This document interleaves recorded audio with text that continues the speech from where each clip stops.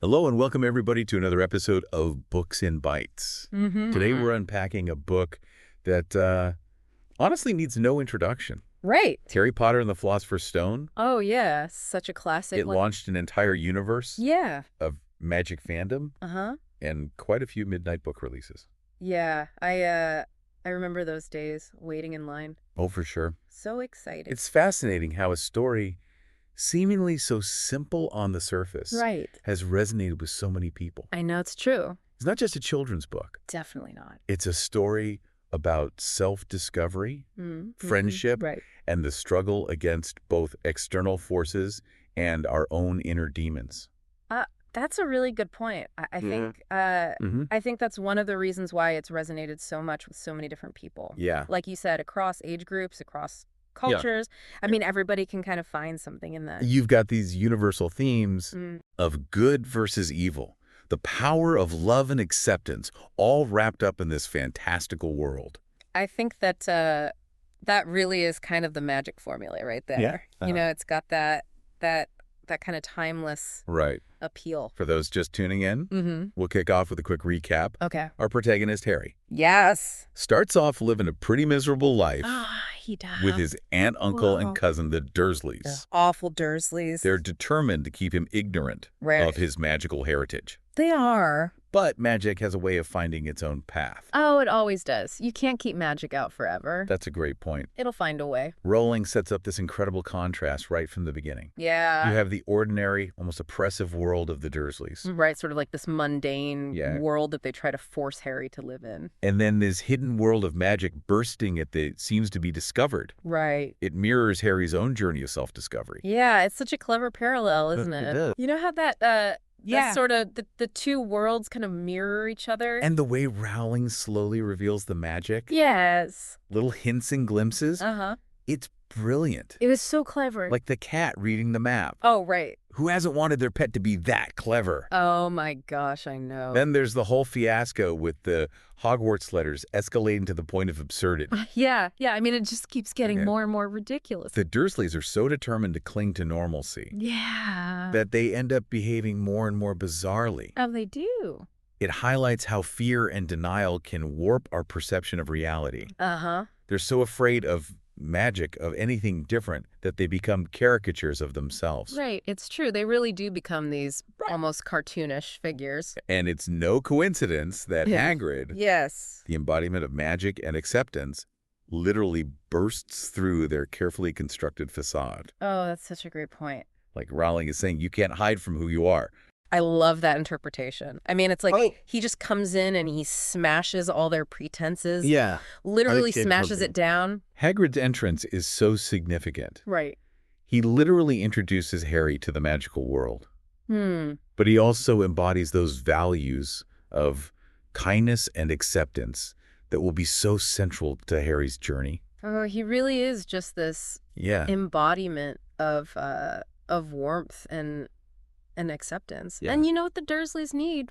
Right. A little bit of that. He's this larger-than-life figure, but also warm and compassionate, representing everything the Dursleys are not. He's like this gentle giant. Yeah. You know, he's got this booming voice, and he's this huge guy. Yeah. But he's got such a soft heart. Right. And I think that's so appealing to readers. And then, of course, we have the iconic trip to Diagon Alley. Oh, it's this explosion of sensory details, all these fantastical shops and creatures. It's one of those passages where I think everyone just wants to be there. Right. I can almost smell the cauldron cakes and hear the goblins clinking coins at Gringotts. Oh, I know, me too.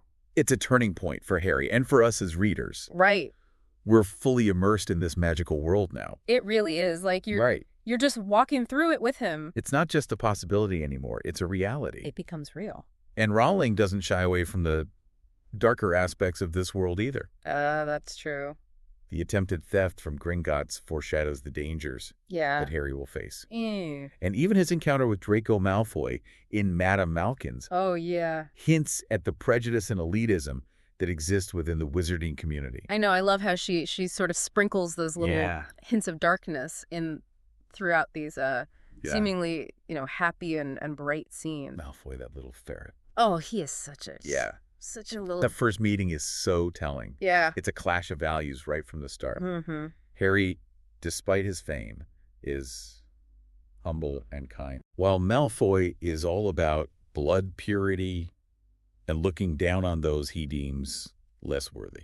Yeah, it's all about status and hierarchy for him, isn't it? It's like he's been raised in this world where that's all that matters. This speaks to a recurring theme in the book. Right. And the entire series, really. The danger of prejudice and the importance of judging people based on their character, not their background. That's one of those really powerful themes, I think, that just resonates with everybody, you know. And this theme is further explored when we get to Hogwarts and the sorting ceremony. Oh, yes. Wouldn't you say? Absolutely. The sorting ceremony is like this microcosm of the whole wizarding world. The sorting ceremony, Hogwarts itself is breathtaking. Yes. With its moving staircases and talking portraits. I know. Who doesn't want to go to Hogwarts? Right. I mean, honestly. But the sorting ceremony really sets the stage for everything that follows. It does. It's not just about being assigned to a house. Right. It's about understanding your own strengths and weaknesses and choosing the values you want to embody. It's like this moment of self-discovery, isn't it? Exactly. It's like you're really figuring out who you are. And Harry's sorting is so pivotal. It is. Isn't it? I mean, so much hinges on that moment. The sorting hat sees both the darkness and the light within him. Right. That potential for greatness, but also the vulnerability that Voldemort could exploit. It sees that capacity for both good and evil. Yeah. And that makes it even more important. The fact that Harry gets to choose his house, to reject the path of Slytherin, is crucial. It is. It's a rejection of that sort of predetermined path. It's this incredible moment of agency. Yeah. Even though he's destined for greatness. He's not simply swept along by fate. It shows that even with destiny, you still have a choice. He has the power to shape his own destiny. Yeah. And that's a really empowering message. Something we all grapple with, isn't it? I think so. The choices we make define who we become. Our choices have consequences and yeah, they shape who we are. And that idea is reinforced throughout the book as Harry faces challenges and makes decisions that shape not just his own fate, but the fate of the wizarding world. Right. Every decision he makes has these ripple effects. Think about his confrontation with Fluffy. Oh, yeah. The three-headed dog guarding the trapdoor. It's a classic adventure trope. But it also symbolizes the obstacles that Harry must overcome to reach his full potential. It's like he has to face these literal and metaphorical guardians. And it's not just physical obstacles. Is it? There are emotional challenges, too. Right. He has to deal with the grief of losing his parents, the pressure of his fame, and the constant threat of Voldemort looming over him. Oh my gosh, that poor kid. He's got so much on his shoulders. Right, and it's in those moments of vulnerability that we see the power of friendship come into play. Ron and Hermione become more than just sidekicks. Much more. They're his support system, his anchor. They're the family he never had. They challenge him, they make him laugh. Right. And most importantly, they remind him that he's not alone. And I think that's so important, especially for someone like Harry, who's been so isolated for so long. And that's where the real magic lies. Right? I think so. It's not just about spells and potions. Right. It's about the human connections, the bonds that sustain us through difficult times. It's those relationships that give us strength. I completely agree. Yeah. One of the most famous passages in the book speaks to this perfectly. Oh, absolutely. Dumbledore tells Harry, there will be times when we lose faith, times when we fail. But the true measure of our spirit is how we rise after falling, how we learn from our mistakes and move forward. That's such a powerful quote. It's a powerful message. Yeah. And one that resonates far beyond the magical world of Hogwarts. It's a life lesson for all of us. It's a reminder that resilience, the ability to bounce back from adversity, is a key ingredient in any hero's journey. And, you know, it's something that we can all learn from. And speaking of resilience, Harry's first Quidditch match is a great example of that. Oh, definitely. He faces danger sabotage, and yet he persevered. And so is his determination. Quidditch is more than just a game in this story. It is. It's a metaphor for life itself. I think so. With its triumphs and setbacks. Right. Its moments of glory and crushing defeat. I mean, you've got the highs and the lows and everything in between. And Harry's natural talent, his ability to fly, it symbolizes his inherent potential, but it's his courage and determination that allow him to truly soar. It's not just the talent, it's the hard work. Yeah. And the dedication. It's a beautiful parallel. It is. And it's not just Harry who faces challenges and demonstrates resilience. Got it all. Hermione, for example, is initially underestimated because of her bookishness and her muggle background. Yeah, she's often dismissed. But she proves time and again that intelligence and quick thinking are just as valuable as magical prowess. She really shows that brains over brawn can sometimes win the day. She challenges the stereotypes and assumptions, proving that true strength comes in many forms. And I love that about her character. And let's not forget Ron. Oh, no, not Ron. He's often overshadowed by Harry's fame, and he struggles with insecurity and self-doubt. It's true. He's got that kind of everyman quality to him, Yeah. He's not perfect. Yeah, he's fiercely loyal and ultimately shows immense bravery, even sacrificing himself in the wizard's chess game to protect his friends. Oh, that chess game. Right. Such a great scene. That chess game is a great example of how Rowling uses these seemingly fantastical elements to explore deeper themes. Yeah, it's more than just a game, right? The fact that Ron is willing to sacrifice himself to put his friends' needs before his own shows the depth of their bond. And his courage. It's a testament to the power of selflessness and the strength that comes from true friendship. It really shows the depth of their friendship. It also foreshadows the sacrifices that Harry himself will have to make in the future. Oh, that's a good point. It sort of sets the stage for those later books. It sets the stage for the understanding that true heroism often requires difficult choices. And sometimes those choices come at a great personal cost. There's always a price to pay. That's a really insightful point. I think so. And this sense of sacrifice, of putting the needs of others before your own, it ties back to the theme of love that we discussed earlier. Right. It's not just romantic love. No. It's a broader concept of compassion, empathy, and a willingness to act for the greater good. It's that kind of selfless love that's so powerful. Yes, and this idea of love as a powerful force, even more potent than magic, is a recurring motif throughout the book. I love that idea. Think about the protection that Harry receives from his mother's love, a love so strong that it defeats Voldemort's curse. Oh, that's such a powerful image. It's a really powerful concept. I know. And it's not just about Harry's mother's love, it's about the love and support he receives from Hagrid, from Dumbledore, even from his friends. Right. It's that web of loving relationships that gives him the strength to face the darkness.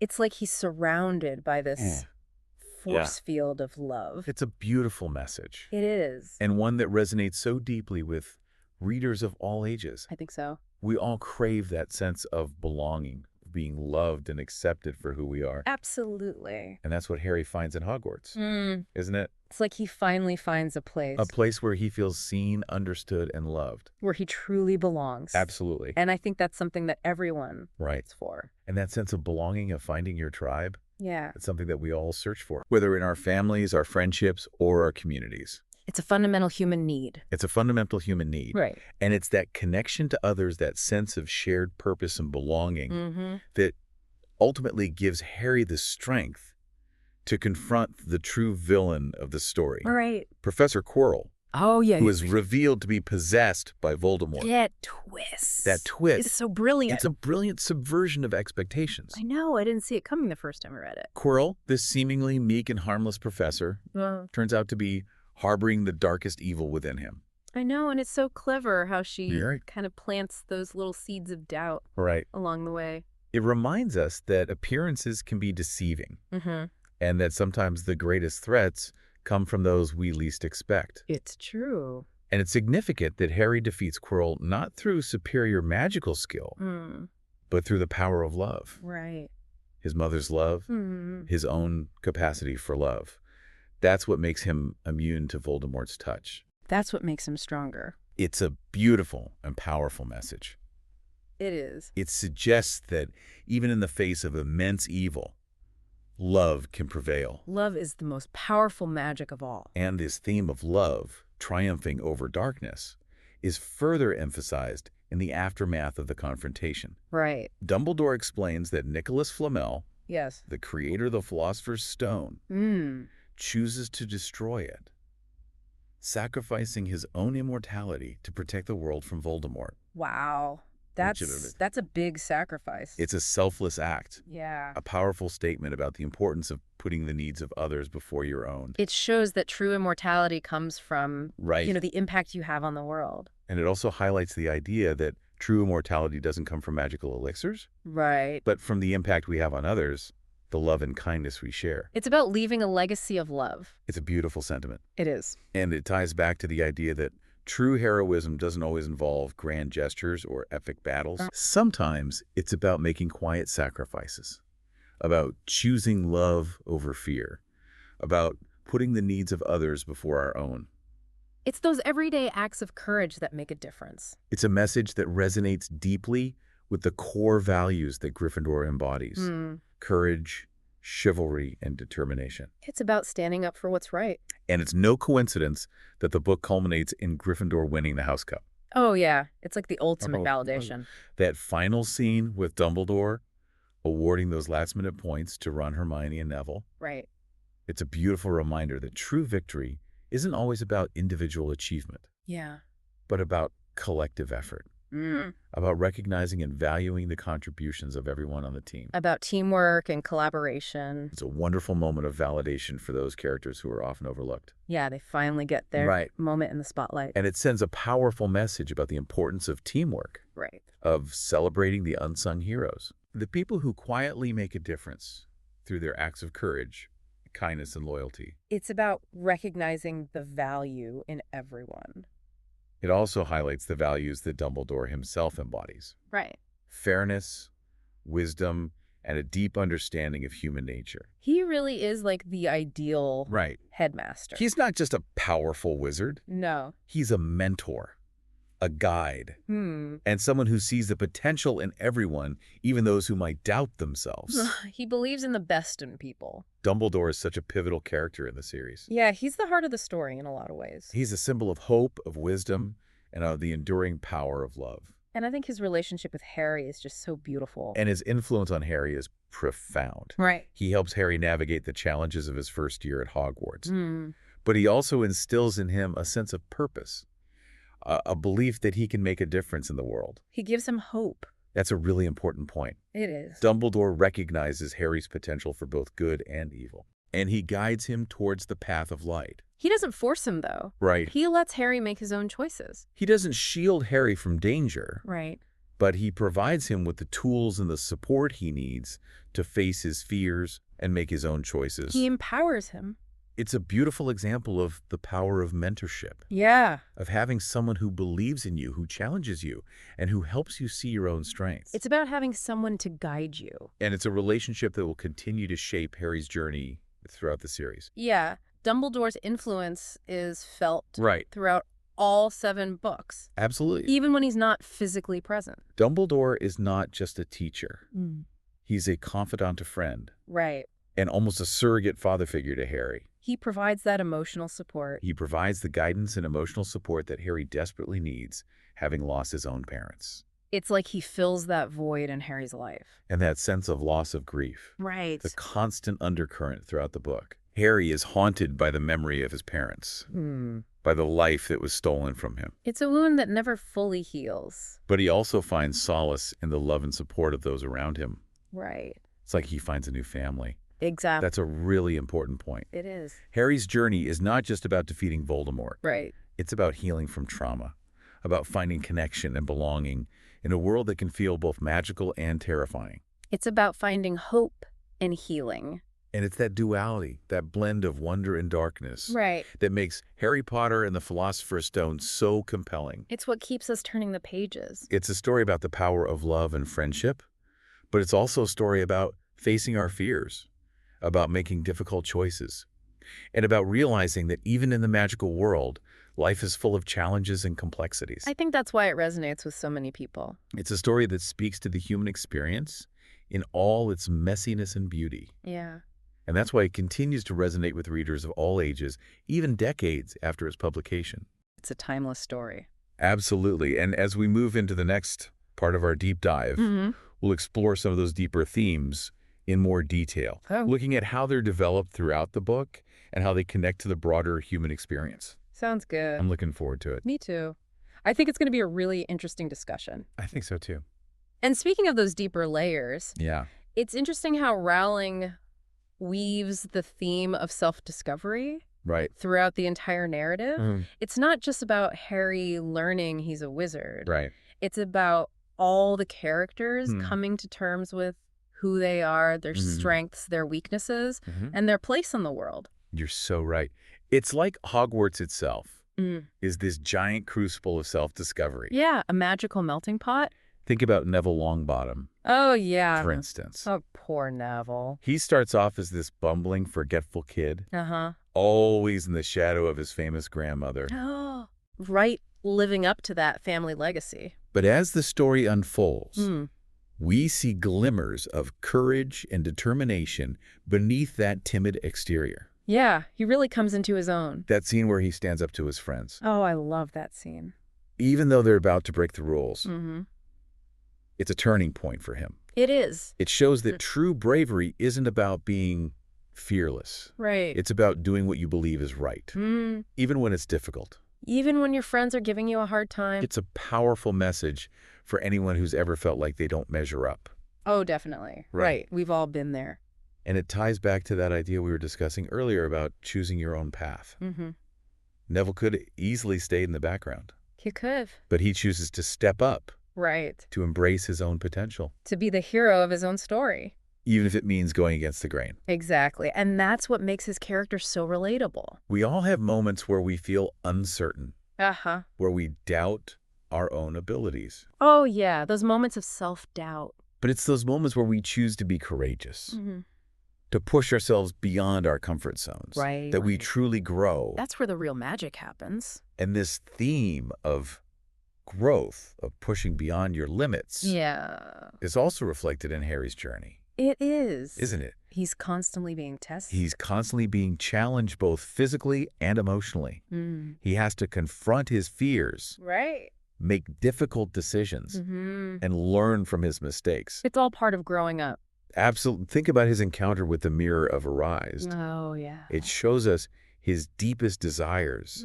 To be reunited with his parents. To have a family who loves him unconditionally. It's heartbreaking. But as Dumbledore wisely points out, dwelling on the past, on what could have been, can be dangerous. It can be. It can prevent us from living fully in the present. It can keep us stuck. It's such a poignant scene. It is. And Dumbledore's advice is so relevant. So true. Isn't it? I mean, it's something we all have regrets. Yeah. Things we wish we could change about our past. Yeah. But it's important to remember that we can't get stuck there. Right. We have to let go. We have to find a way to move forward, to embrace the present, and make the most of the opportunities that life offers us. To live in the now. And that's what Harry ultimately does, doesn't he? Yeah. He chooses to focus on the people who are there for him. Yeah. The friends who love and support him. His chosen family. He chooses to fight for a better future for himself and for the wizarding world. He's a true hero. And that fight, that struggle against darkness. Right. It's another major theme running throughout the book. Yeah, that battle between good and evil. It's not just about defeating Voldemort. It's about confronting the darkness that exists within us all. Oh, that's such an interesting point. The potential for greed, for envy, for hatred. Those darker impulses that we all have. That's such an insightful point. The struggle against Voldemort is also a struggle against those darker impulses that exist within each of us. Yeah, we see it in so many of the characters. We see it in Snape with his bitterness and resentment. Yeah, he's so consumed by his past. In Draco Malfoy. Right. With his prejudice and thirst for power. He's so eager to prove himself. And even in Harry himself, with his moments of anger and recklessness. He's not perfect. It's a reminder that good and evil are not these absolute black and white concepts. There's a lot of gray in between. It's more complicated than that. And we all have the capacity for both darkness and light within us. Right. We all have the potential to. It's the choices we make, the actions we take, that ultimately define who we are.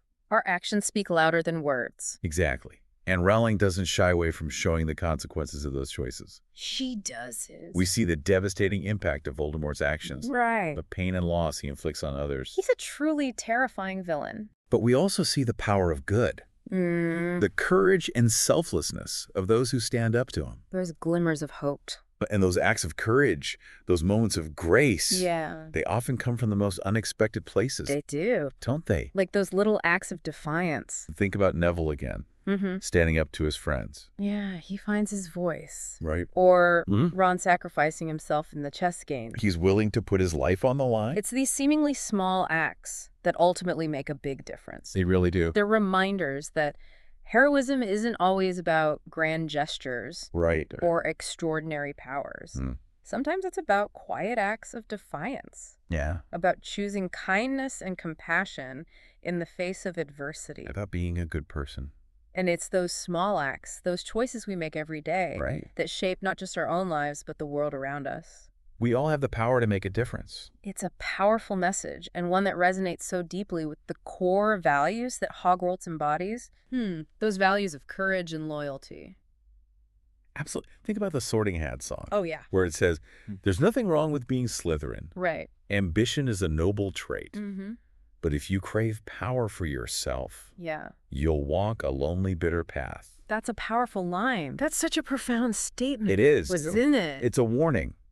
It acknowledges that ambition and power can be positive forces, but only when they're tempered by compassion, by a desire to serve something greater than oneself. Right. It's about using your power for good. And that's ultimately what separates Harry from Voldemort. Yeah. Isn't it? It's a question of how you use your power. They both have extraordinary power.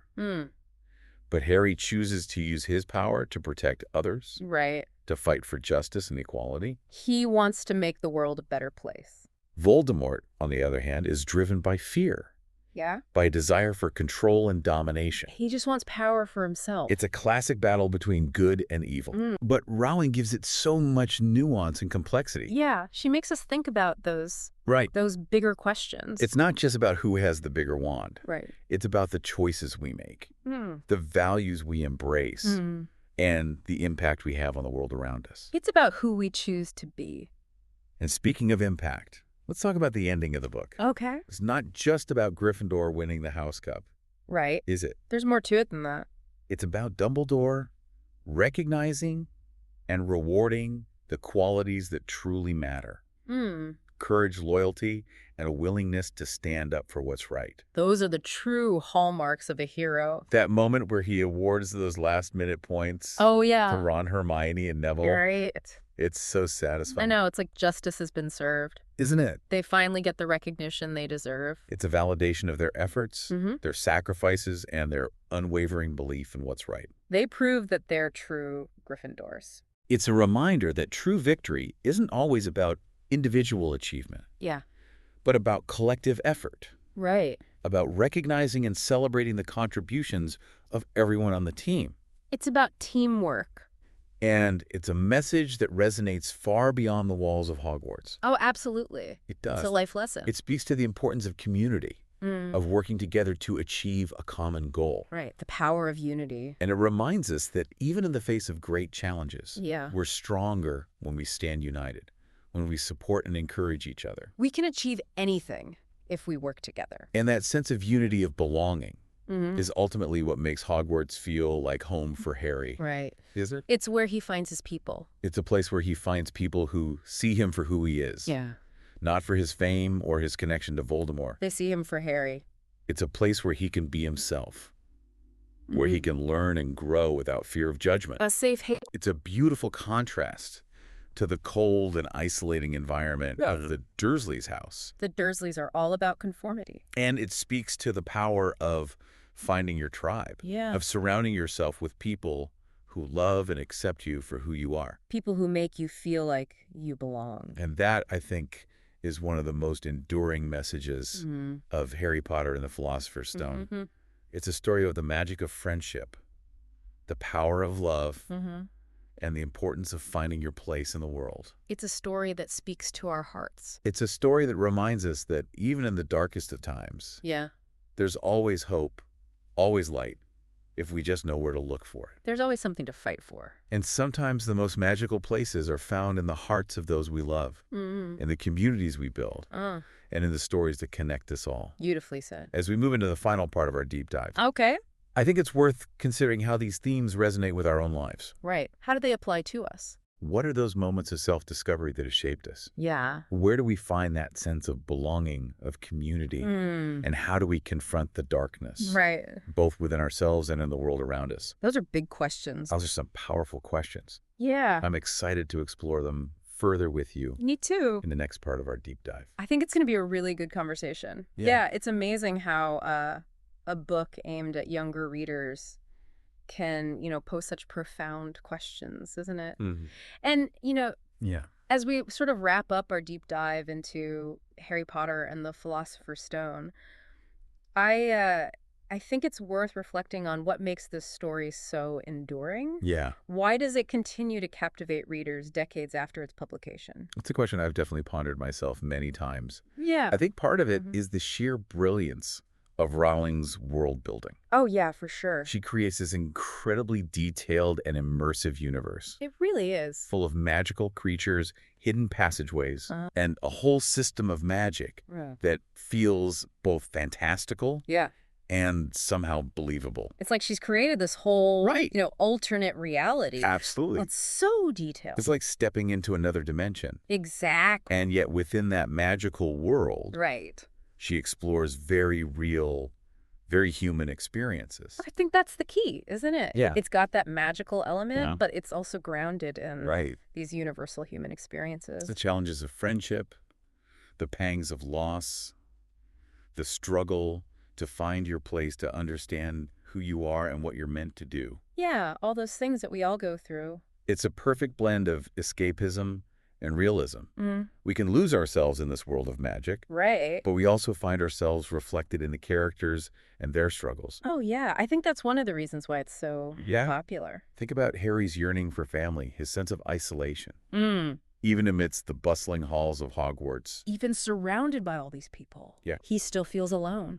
That's something so many people can relate to. Right. That feeling of being different, of searching for connection. We all want to belong. And it's not just Harry. Right.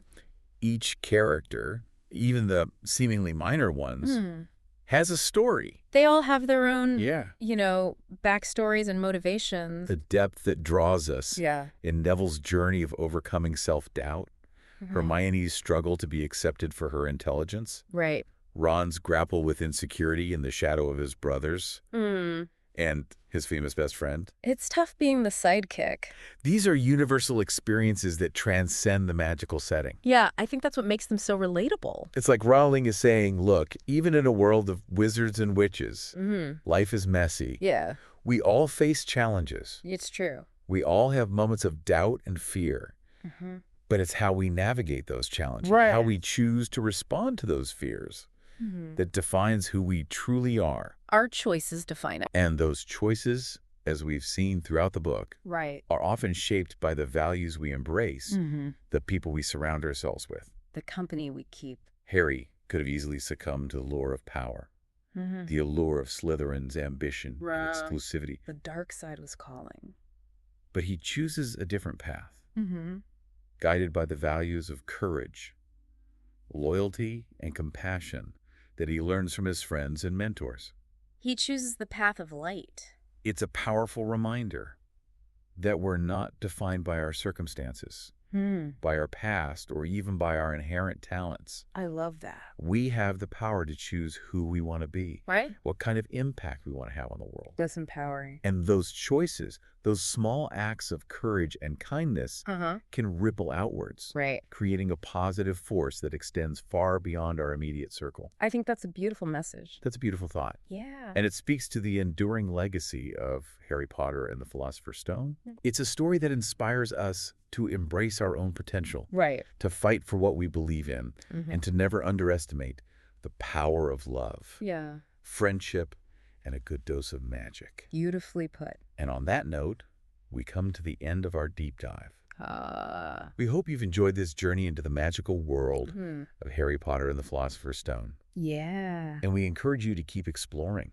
to delve deeper into the themes and characters that resonated with you. Keep the magic alive. After all, as Dumbledore so wisely said to the well-organized mind, death is but the next great adventure. That's one of my favorite quotes. And perhaps in revisiting this story, in pondering its deeper meanings, we can find a bit of that magic within ourselves. Yeah. That spark of wonder and possibility. Right. That reminds us that life itself is an extraordinary adventure, full of challenges and triumphs, darkness and light. It's all part of the journey.